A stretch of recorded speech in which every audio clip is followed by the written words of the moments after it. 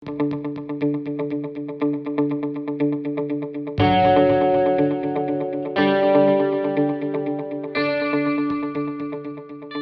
we are discussing this very exciting book authored by Kim Ghattas, who's been associated with the BBC over a long period. She's from Lebanon. Today, I think these days she's with the Carnegie Institute. And together with us is, of course, Vali Nasr, who's a senior member of the Brookings, and he's written books on Pakistan, equally exciting. People still remember those two very foundational books on Pakistan. To begin, Kim, I would like to see you explain why the two final decades of the 20th century are called Black Wave. Why do you think that is? Sure. So first, thank you so much to the Lahore Festival for having me. Thank you, Khaled, for moderating. And it's really wonderful to be in this session with my good friend Vali who's in DC. I'm in Beirut, and I have such fond memories of my own life in Washington and hope that I can visit again soon. But it's really wonderful to speak about this book to your audience. And particularly about this black wave, which did also affect Pakistan. And the term black wave, Khaled, comes from a term, it was a term that was coined by the Egyptian movie director, Youssef Chahine, in the 90s. And he used that term to describe what he was seeing happening around him in Egypt in the 90s, where Egyptian actresses were suddenly donning the veil. Some of them were starting to wear the niqab, which is the black face veil, something that he hadn't seen in Egypt before, something that was not part of Egyptian culture, really. And so he described that as a black wave coming from the Gulf specifically. But at the same time, you also had the rise of Shia fervor, with the rise of a theocracy in Iran, with the return of Ayatollah Khomeini in 1979 to Iran, and with Iran becoming an Islamic republic. And Ayatollah Khomeini was, of course, also hoping to export that Islamic revolution. And one of the countries where he and his acolytes were somewhat successful in doing so, because Lebanon at the time was going through its own transformation, was Lebanon, with the rise of Hezbollah and the spread of the chador, which is the Shia style, all enveloping black cloak. And so these outwardly expressions of piety were starting to spread in the Arab and Muslim world in ways that they had not been as obvious before, except in rural areas or in more conservative families or in families of clerics. And it was this black wave, in a way, that was spreading. It was also the black wave of militant groups, whether it was militant groups in Pakistan, whether it was Hezbollah in Lebanon, and all to this day with the rise of groups like Daesh. And with them, they brought the black flags of their parties. And overall, I see Black Wave as a euphemism also for the darkness that engulfed so many of our countries, from Iraq to Pakistan, from Syria to Saudi Arabia and Iran, for different reasons and at different levels. But it feels that something was lost after 1979, something was covered, and the darkness sort of washed over our regions. But I want to emphasize that I think that despite this darkness, and the 80s were the harshest period with Zia in Pakistan, with the real sort of closing in of Iran, with the rise of Hezbollah in Lebanon, I really want to emphasize that what I do, or what I try to do with my book, is to show how, despite this darkness, there were always, everywhere, people who were fighting back, who were speaking out, who were writing, who were dancing, who were playing music, who were writing poetry, who were sometimes paying with their life to fight back against the darkness of militants, of theocracy, of dictatorship, because darkness comes in all sorts of shapes. And so my book, Black Wave, is really an effort to give a voice to these people who fought back, and they're Sunni and Shia, and they're men and women, and their lives are upended by the geopolitics that are unfolding around them, with the starting point being 1979 and the key events that happened in that year: the Iranian Revolution, the siege of the mosque in Mecca, and the Soviet invasion of Afghanistan. Wali, how do you view these 20 years of upheaval and this return to religion? When we think of moving forward, we go towards religion. Well, first of all, let me also thank Lahore Literary Festival for inviting me. It's wonderful to be back. I wish we were all in Lahore, but it's not to be. It's good to see you, Khaled, and it's really good to see you, Kim. We do miss her in Washington. And I'm very pleased to be having this panel on what I think is an excellent book and a very timely book. And I really encourage it to everyone to read it. And as Kim says, it's extremely relevant to Pakistan's experience as well, as it also found itself caught between Iran and Saudi Arabia from very early on in 1979. You know, the issues are sort of multifaceted. Why is it that the Middle East began to turn to religion? Used to look a lot more unique, although now there are many other parts of the world that are also gravitating towards bringing religion back into public life, from India to Israel to the United States, not in the same violent and geopolitically destructive way that it's happened in the Middle East. But Middle East maybe is where this started. And I think partly it is because you had a lot of dysfunctional governmental systems and state structures that were not working under secularism. And they began to revert back to finding some other kind of a glue and argument that kept them together. I mean, in the case of Pakistan, after it lost the war in 1971 and lost half the country to India, it almost became an argument that a secular Pakistan as an idea would not survive because ethnicities and nationalisms were stronger than any other conception of nationalism, and you had to have Islam as state ideology. I mean, that's the way Zia tried to turn to Islam and unleash Islamic ideologues and forces to Islamize the country as the glue that would keep it together. Elsewhere in the Middle East, you could say that the Muslims felt always a deficit of power vis-a-vis Israel, vis-a-vis America, and sort of Khomeini in particular put on the table this notion of Islamic power.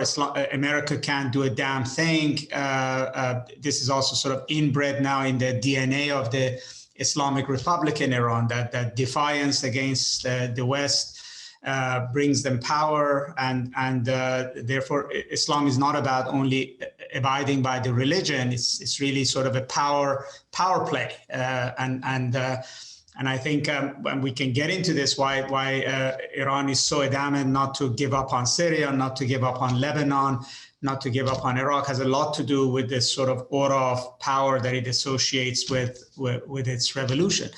And then in many parts of the Arab world, because of social economic problems, this saying that first got currency by the Muslim Brotherhood in Egypt, Islam huwa al-hal, Islam is the solution, became almost a sort of a utopian answer to all the failings of secularism. I mean, there is no way in which to explain the rise of Islam without explaining also the failures of secularism, that it really has not either empowered Muslims at a world stage, has not brought great economies like, let's say, secularism in Japan or South Korea have brought about. It has not created good societies. It has not It has not addressed significant socioeconomic problems that exist. And so Islam is always lurking in the background as the solution to these ailments. And in a country like Iran or in Pakistan, it's very clear that Islam is not the solution that it claims to be. But nevertheless, it has now ensconced itself in Muslim politics, particularly in the Middle East, as a major ideological argument. I'll just interject, if I may, sure. Khaled and Vali, to bring us to what I think is a development in this region, because Vali's analysis is spot on, and it is the tale I tell in the book. But I want to add one element, which is the failure of secularism is the reason why this mantra of Islam is the solution took off. But sometimes I wonder how successful it would have been without those three seminal events of 1979. And it's easy to remake history by saying, well, what if this or that had not happened? But it was a confluence of events that allowed suddenly an opportunity for Islam to rise to the front, to the fore, and for Shias and Sunnis to look at what Khomeini had managed to do in Iran and say, well, that is the power of Islam. Islam can rule. And from there on, a lot of different events came together. And particularly the failures of Arab countries in their wars against Israel were a factor in pushing someone like Yasser Arafat, leader of Fatah at the time, and of the PLO, to look not towards Arab leaders who had failed him in his efforts to liberate occupied land, but to start turning towards Khomeini in the hope that he, the man who had brought down the Shah, America's best friend and most powerful friend in the region, that perhaps he could help him. And that's a story that is little known, that most people have either not heard of or forgotten, about how that gave a push to religion in the region as well. But I want to add on to what Vali said and bring us to today's Middle East, because I think that what we're actually seeing today is not necessarily a return to secular politics, but a return to more diverse understanding of what social life should be like. And when you survey young people in the region, they, with a majority, a small majority, but a majority, are increasingly saying that religion has played too large a role in their lives, in politics, in society. And you'll see it in the leadership domestically of the House of Saud with Mohammed bin Salman, and even of the leadership within Iran and the Islamic Republic, who have understood that today's younger generations are not as interested anymore in religion, that it is no longer as useful a glue to keep people together and to rally the masses. And so they are increasingly turning to today's favorite tool, not just in the Middle East, but around the world, and it's populism and nationalism. And that's what you're seeing increasingly emerge from leaders in the region as well. That's a very interesting point about populism, because I think there's a poverty of intellectual input into how the Muslims think about their state. They want their rights, and they lean on Islam to provide that. And the moment they go towards Islam and agitate, the minorities start feeling threatened, and people have less and less freedom. So it is very interesting that this kind of leaning on populism is now becoming more widespread.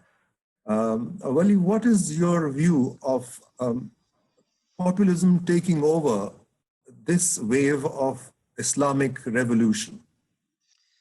Well, I mean, the one way to think about it is that after 4 decades, four and a half decades, things change. And because Muslims have been in oppositions and militias, I mean, Islamic fundamentalists have been in oppositions and militias, have been partners in government, have ruled, that experience is no longer possible to talk about Islamism the way we used to read a book by Sayyid Qutb or Maududi and sort of look at it as an ideal type. It has unfolded in practice. So it's now part of the fabric. I would say, partly we no longer can go back to pure Kemalism, which we had in Turkey or in Iran or under Nasser in Egypt, nor is the pure Islamist models, whether in Pakistan or in Iran or in the Sudan, no longer they evoke a sort of sense of ideal. I mean, Kim is right. I mean, nobody's going to look at Iran and say, yeah, they might admire many things about Iran. It can stand up to the US, do this and that, but it has not really produced a coherent state building. It's not China. It's not South Korea. It cannot really claim pure success, right? Even its foreign policy, it's successful in one thing, but it also has come at such a huge cost that now it's a question, what's the level of support for it? So Islam is no longer producing a pure sort of model. For a while, people looked at Erdogan as maybe coming, with this kind of a happy medium. You could have something like a Muslim democracy, but he now has ruined that as well. I mean, he's veering off that middle path, and it's not clear where Turkey is going. Now, I think if I were to look at the Iran case, you've had populism like under Ahmadinejad, and was an important instrument of power. But what I see to what Kim raised is growing nationalism, and nationalism of old Iranian nationalism. I mean, if you sort of looked at this, a lot of Iran's foreign policy is the Shah's foreign policy, except I think the Shah was better at it. I mean, he got a nuclear carte blanche from America. He got the Persian Gulf was given to him.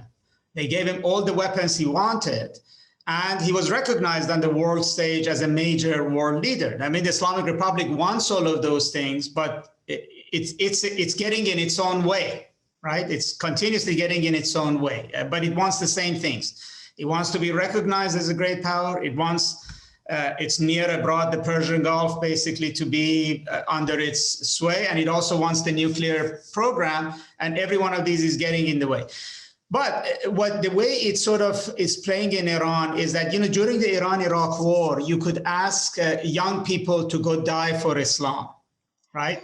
In fact, it was more likely you would get them to go fight Iraq if it was in the name of Shiism and for that. Now, yes, sometimes you can tell them that you need to go to Syria to protect the Shia shrine, but more and more, even the Revolutionary Guard force in Iran is positioning itself as a nationalist force. Its rhetoric is a lot closer to Pakistan military in the sense that we are the custodians of this country. We know better. They're sort of right-wing nationalist / Islamic force. In fact, my colleague at Johns Hopkins SAIS has written a book about how the Revolutionary Guard is reinventing itself as a nationalist force. I mean, even the reaction to the killing of General Soleimani in Iran, it was, yes, there was Islamic rhetoric in there, but it was largely cast, and the response that evoked why people came out in the street was not because he was a Muslim figure, because they saw him as a sort of in a nationalist context, right? So the Islamic Republic is increasingly finding that its survival is no longer sustained by Islam. Islam is kind of the coloring, it's the veneer on the outside, is the language of the state, but that it's basically hearkening back to a nationalism, which is the same you could say about Pakistan Army. Its language may be Islamic, even under Zia, but ultimately it was about nationalist chauvinism. And I think that's going to push the Middle East. And I think a lot of this is very interestingly hinted at in Kim's book. That we're sort of getting into an era where, you know, you're going to have Islamic language, but it's sort of a clash of nationalism. I mean, Saudi Arabia is the bastion of Islam, but it's also Mohammed bin Salman is positioning as a Saudi nationalist. And so we're in a different phase. And I guess even if I were to look at Iran, it's difficult to see, you know, where is the change point for this regime? Does nationalism give it longer set of life, or let's say its relationship with Lebanon is increasingly cast in Iran in strategic terms, rather than these are our Shia brothers and there's a sectarian force that we know we need Hezbollah because we need to defend ourselves against Israel and Saudi Arabia, and so it's become a lot more complicated in that sense. So you have sort of Islamo-nationalism, and I want to just say that actually the generational thing matters a lot. Because you know, Middle East is a very young place, and I think Iranians are different from Egyptians because they have actually lived under an Islamic state. So Islam is not the solution to them in that sense. And I think Kim is right. The young people in the region want basic solutions to jobs, you know, a lot of things. And I cannot see that the region, you know, yes, these wars are a menace and it's bad, but I cannot see that these models of government have long-term sustainability, that ultimately we're coming to a inflection point in the region. And you can add other things. Oil is drying up, America's leaving, you know, some of the old things that have kept everybody together is falling apart. And so this is an interesting picture as it's unfolding. Let's talk about Egypt a little bit. There was a time in Pakistan when we thought Egypt is somehow more modern than Pakistan. But then when this revolution came in the end of the 20th century, Muslim Brotherhood somehow won the election. But then somebody like me would say, okay, people perhaps didn't like it, because fundamentally, Egypt is more modern if you look at it. What is your view? I think it's very important to understand that what unfolded in Egypt in 2011 is a combination of things and a result of several elements at the same time. So it was part of the larger movement for more freedom, revolutions for democracy that washed over the region from Tunisia to Libya to Syria and to some extent also still including Iran and Iraq, and now all the way to Sudan. And that goes to Vali's point about the young generations of this region who really want what everyone wants around the world. They want jobs, yes, they want a future, and they want dignity and justice. And that's how it all started with the vendor in Tunisia, Bouazizi, who set himself on fire because he was humiliated. And I think it's important to always remember that it is about the people of this region. So that's one point. I would also caution against describing or thinking that people's votes for the Muslim Brotherhood in Egypt or for Erdogan in Turkey are a vote against modernity. I don't think that voting for conservative candidates is necessarily a rejection of modernity. And I think particularly for Western audiences, it's important to differentiate between those two. It's true, as Vali said, that Islam has not brought necessarily the solution and has not brought alone a model of governance. I think, Khaled, that questions of modernity and Islam are very complex. Modernity and religion are very complex issues. And I think it's important not to think that the two are necessarily contradictory. People vote for conservative religious parties everywhere, not just in the Muslim world, and they're not necessarily seen as anti-modern. I think that in Egypt, what we saw happen with the election of the Muslim Brotherhood and Mohamed Morsi as president was an expression of this hope that some people still had, that perhaps Islam could bring them a better model of governance, and that with the departure of Hosni Mubarak after 30 years of dictatorship, perhaps it was finally time to really try and give a chance to the Muslim Brotherhood. Two things happened. One, Mohamed Morsi and those around him were failing in many different ways, and they were amassing too much power. And so they were seen as a threat by other Egyptians who worried about the rise of conservative forces in Egypt at the head of the country. The removal of Mohamed Morsi was also part of the geopolitics of the region. The Saudis were very worried about Iranian moves around the Arab world as the uprisings and the revolutions were unfolding in the region. Ali Khamenei made very clear that he thought this was an Islamic awakening, that this was another opportunity for Iran to bring countries into its camp, and they had their sights set on Egypt. So the coup that removed Mohamed Morsi, with the backing of Saudi Arabia and the UAE, was also part of the geopolitics of responding and pushing back against Iran's efforts in the region. And also because, of course, you know, the long history of animosity between Saudi Arabia and the Muslim Brotherhood for various reasons that have to do with their own, with a separate file in the region's history. But I want to caution again against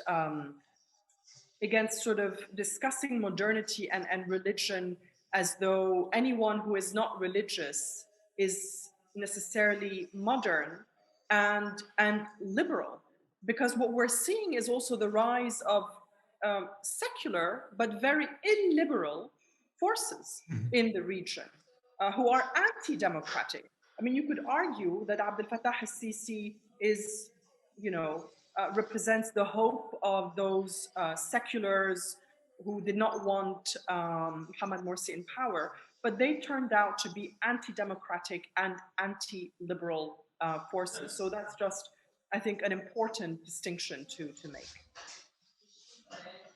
Wali, I have a question for you. When you wrote your book on Maududi, we found out that Maududi's inspiration came from Egypt, especially Sayyid Qutb.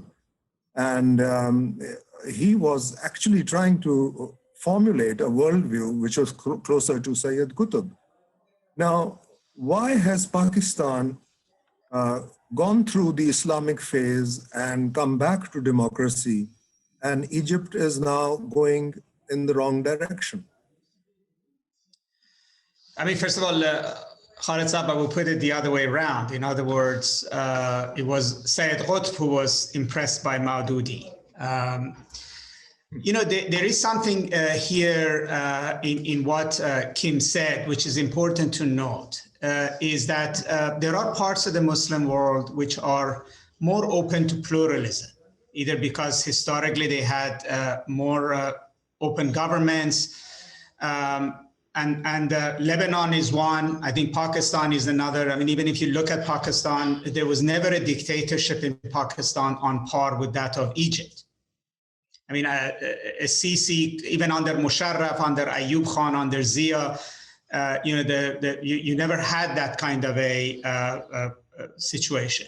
And also, like, both countries have big private sectors, even at the worst of times. I mean, you cannot have democracy without private sector.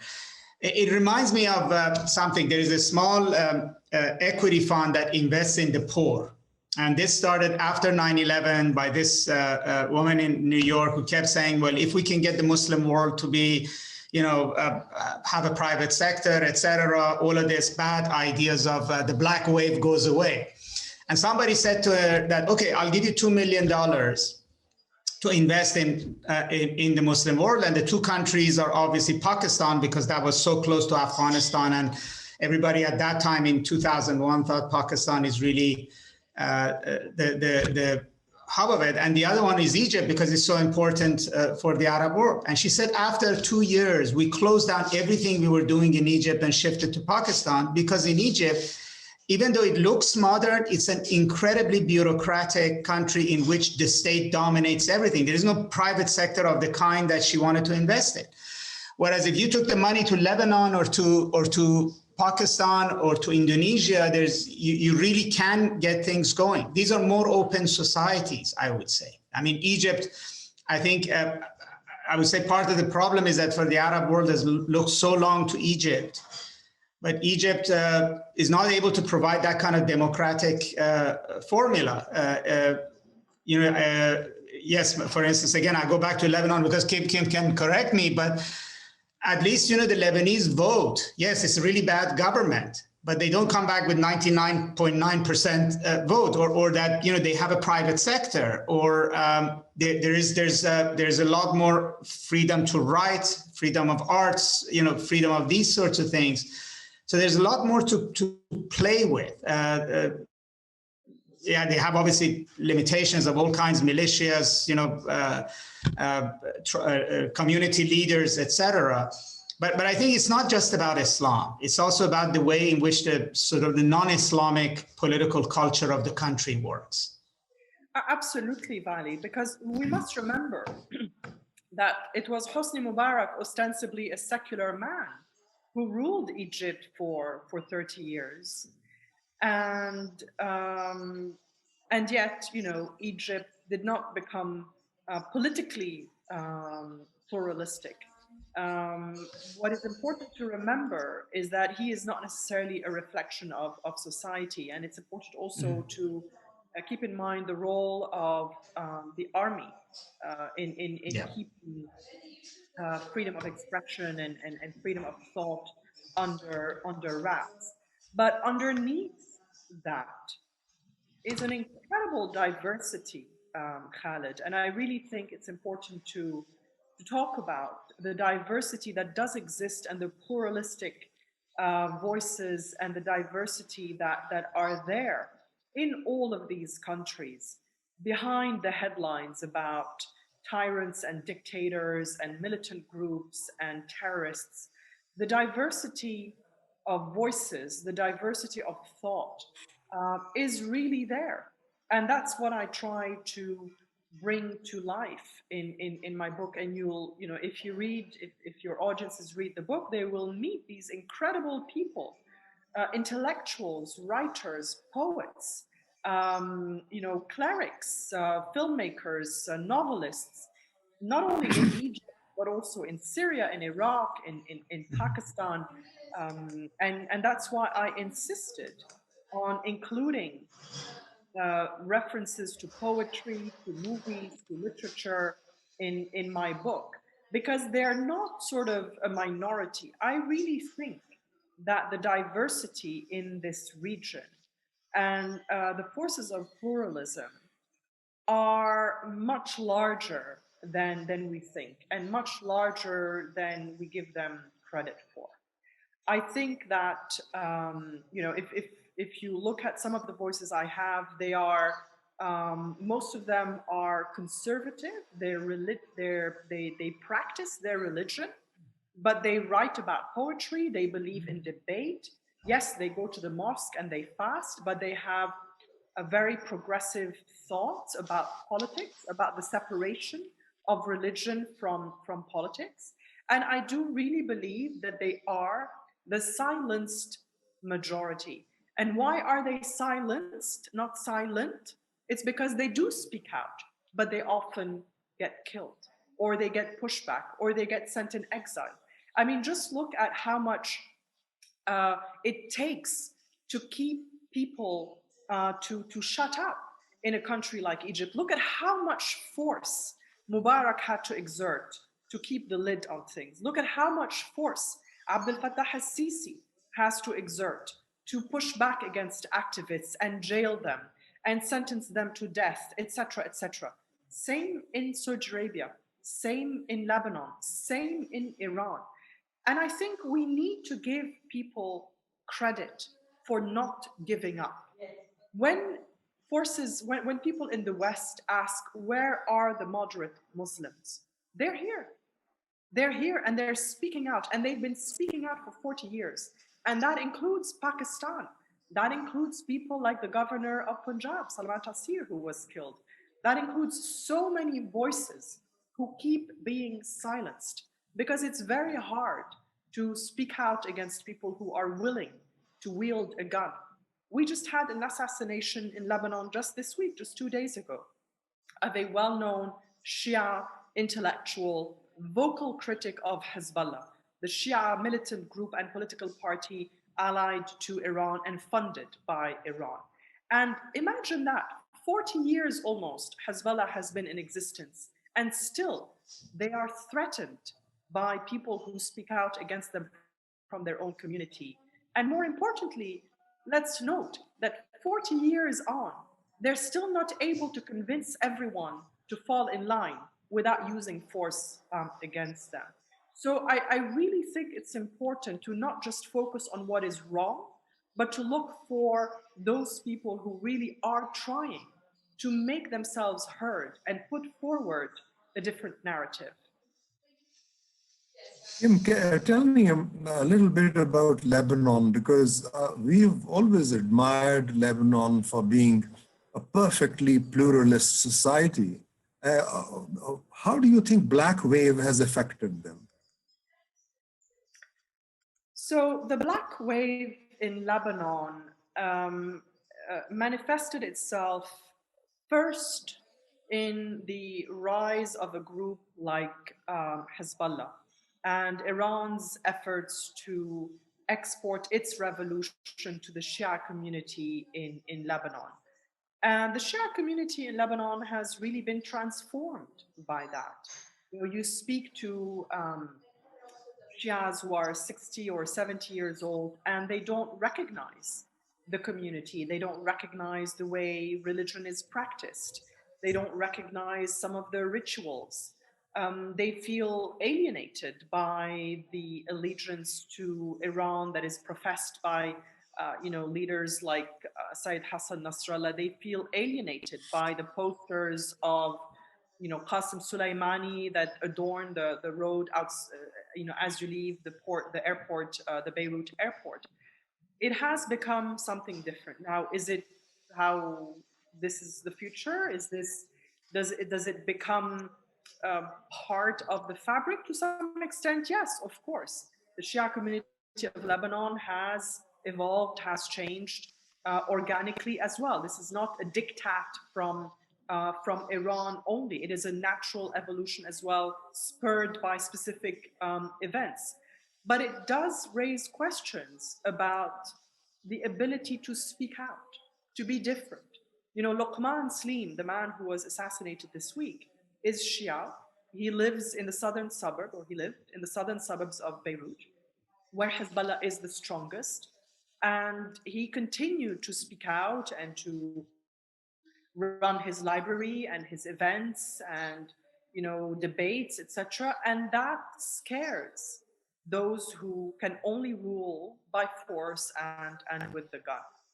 Overall, I think that Lebanon is still the best example of a pluralistic country in the region, simply because of our sectarian makeup. It's our strength and our failing and our weakness. We are 1/3 Sunni, 1/3 Shia, 1/3 Christian, roughly.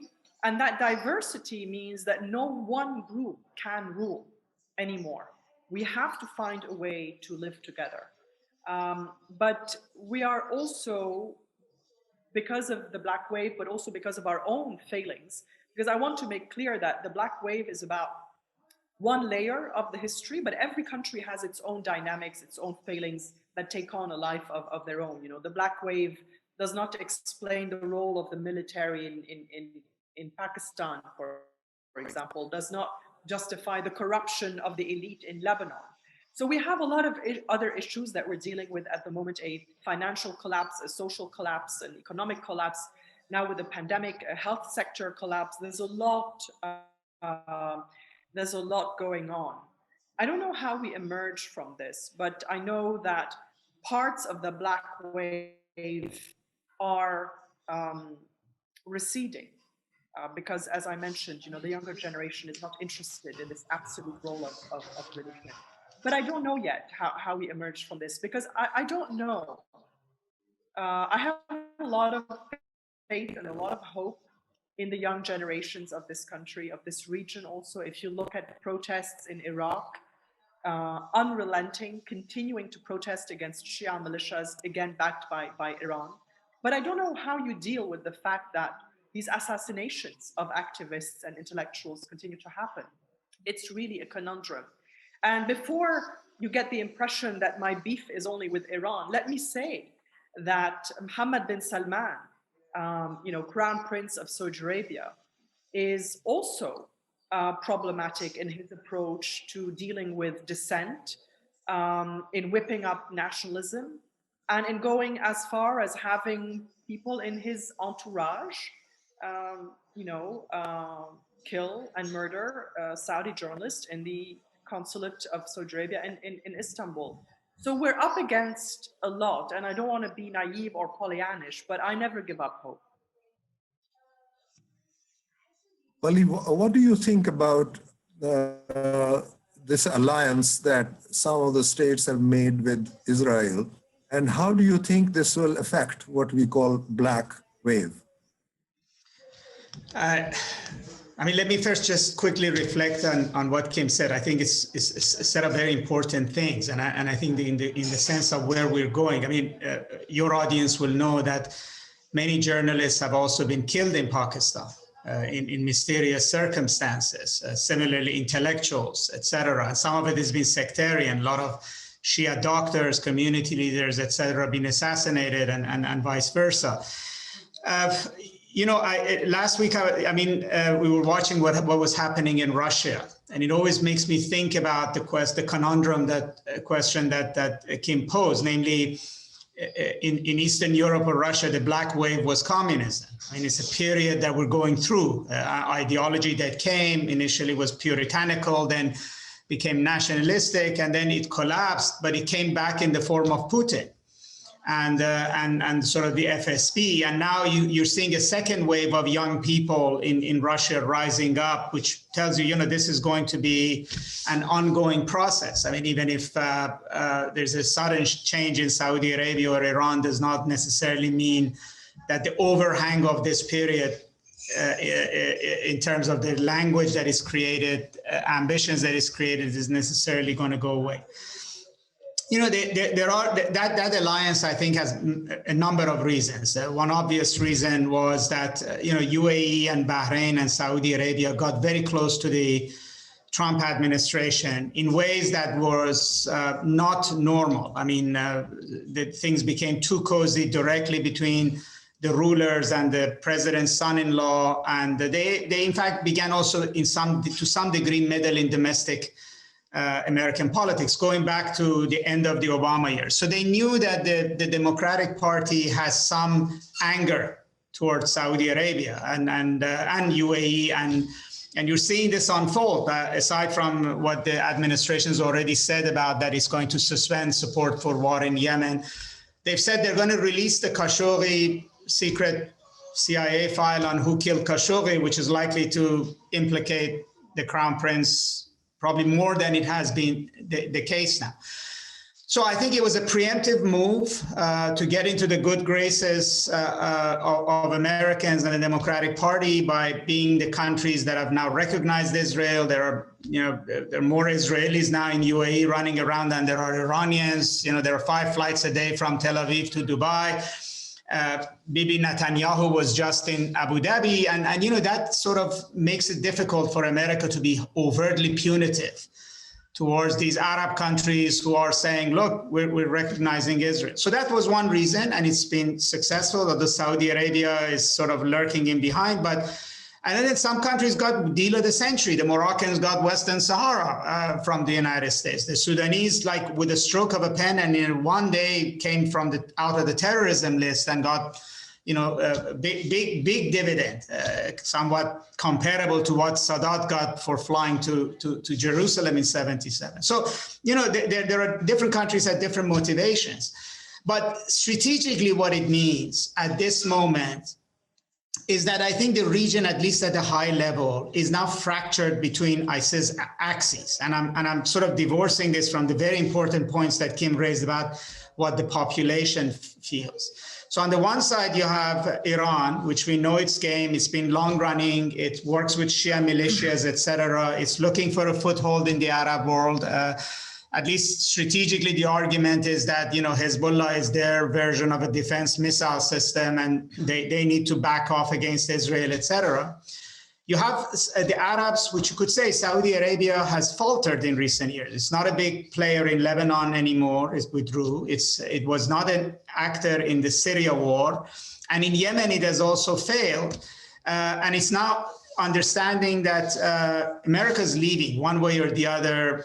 Is not going to be the player that it was. And it's not trustworthy, let's say. I mean, Trump was very convincing that America is going to take Iran on, but it was not very convincing that America is going to stay and fight a war with Iran, particularly over the Aramco incident. It was very clear that, so they're not looking to Israel, basically creating almost like a World War I kind of a scenario of creating an axis of your enemies, your friend, and that there is an axis. But it's also important to note that the Saudi, UAE, Israel, Bahrain axis is equally and to some extent against Turkey.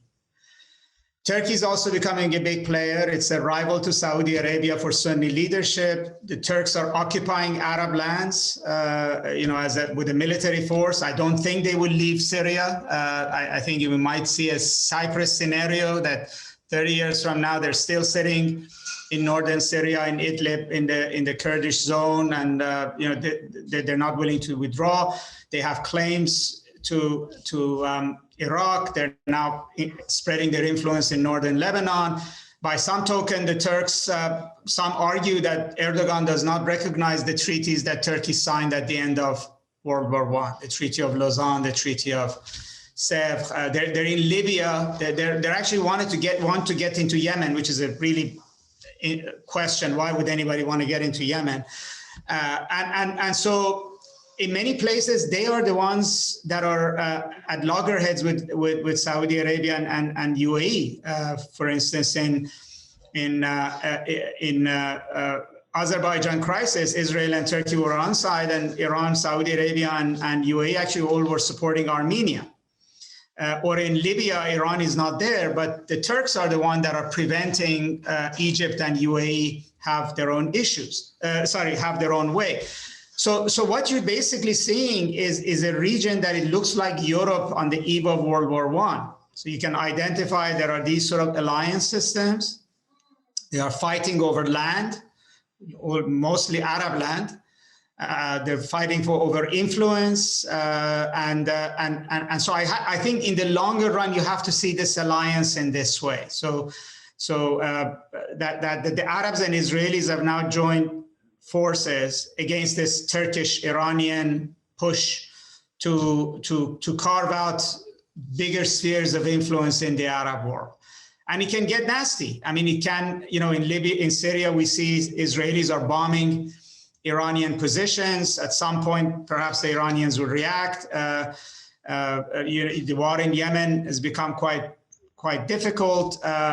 And, you know, this is not about the Iran nuclear deal. The Iran nuclear deal is more about the international community and what Iran's nuclear capability is. But this sort of fight on the ground in terms of influence, et cetera, is going to put the region in a very, very dangerous place for some time to come. And countries like Lebanon are going to become battlegrounds. I mean, I could see a point where Iran and Turkey will begin to, have certain similar issues that they're now having in Syria. I'm not saying they're going to fight each other, but they could basically have very different theories about where they want Lebanon to go, for instance. So this picture still has to unfold. And I think to Kim's point, the overhang of this period is just not going away. It's going to still play out. Let me ask Kim, your final comment on where do you think this black wave is going? Is it coming to some kind of conclusion in the near future, or will it continue? It's such a difficult question to answer, because I always oscillate between hope and despair in this region, depending on which day we are.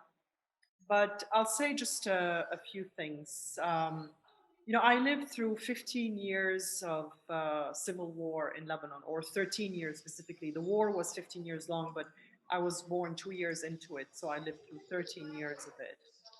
And it becomes your normal, and you don't know when it's going to end. A little bit like the pandemic today. We know that there's going to be a vaccine, but there might be another wave, and the vaccines might not be 100%. And you just keep up the hope, because there is no other way than to wake up every morning and tell yourself that today's another day and the sun will rise. And so that's how I approach this region and my thinking about it, that there must be a better way forward. So that's one.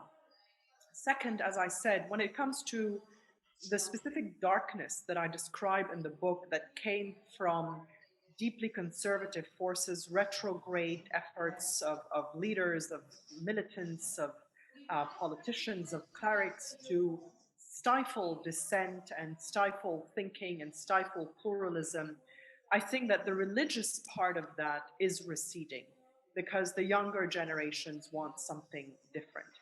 But unfortunately, as we pointed out with Vali and yourself in this conversation, populism, nationalism, are still forces that are very active, and the stifling of dissent is not over. We see it with the killing of Jamal Khashoggi, we see it with the imprisonment of activists in Egypt, we see it with the assassination of Luqman Slim in Lebanon. But I would like to think again that there are certain trends that are starting to exhaust themselves. And I do think that we are at an inflection point where we could perhaps, if certain elements align, where we could take a better path forward. I don't want to put all my hopes in the Biden administration. I think they might be able to get some things right, but I also see the absolute power and resilience of people in this region to fight for a better way forward. And those different things, the fact that certain trends exhaust themselves, the fact that the younger generation is even more forceful in fighting for a diverse future, I think those different things give me hope. But if you'll allow me, Khaled, because you asked me about Beirut and because we've been talking about Pakistan, I don't know how many of your viewers and how many people in Pakistan know about the time that your great poet Ahmed Faiz spent in Lebanon. And you asked me about Lebanon and secularism and the pluralistic model that this country represents. And so I would like us to end this conversation, if you'd like, or I'll end this contribution with just a few lines from the book, a poem that he had written in the summer of 1982 as he was leaving Beirut, where he had just spent a few years, because he had preferred to live in the chaos of the war of Lebanon rather than stay in the dictatorship and the darkness of Zia al-Haq's rule. And as the Israelis invaded Lebanon, it just became too much that summer and he left. But he wrote this poem where he said, Beirut, jewel of the world, a virtual heaven on earth. When the mirror of children's smiling eyes was smashed to pieces, these little stars now illuminate the city's nights and brighten the land of Lebanon. Beirut, jewel of the world, a virtual heaven on earth. And we would like to believe that somehow we can maintain that. Thank you. That brings us to the end of the discussion. Thank you very much, Kim, for writing this wonderful book, extremely readable, and Vali for your wisdom. Thank you very much. Thank you very much.